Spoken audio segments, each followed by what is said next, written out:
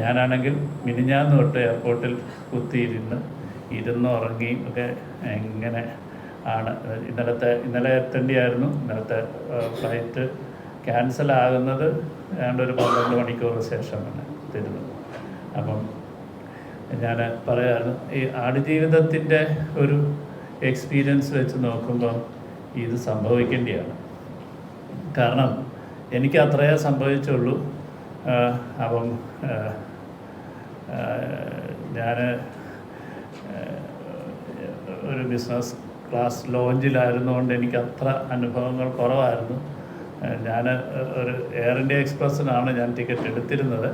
എൻ്റെ credit card കൊടുത്തിട്ടാണ് എനിക്കത്. എൻ്റെ 2 കാർഡും തീർന്നു. എന്നുവെച്ചാൽ 3 hours പറ്റത്തുള്ളൂ. അപ്പോൾ ഇന്നലെ ഞാൻ ചെന്നപ്പം ചോദിച്ചു, എൻ്റെ 2 കാർഡ് ഇന്നലെ കഴിഞ്ഞതാണ്, ഇന്നിനി നിങ്ങൾ പെർമിറ്റ് ചെയ്യുമോ? പക്ഷേ അവർ പെർമിറ്റ് ചെയ്യുകയും ഒക്കെ ചെയ്തു. പക്ഷേ ഈ 2 പേര്, ജിതിനും ഗോകുലും, എനിക്ക് മുമ്പേ പറഞ്ഞവരാണ് കോഴിക്കോട് നിന്ന്.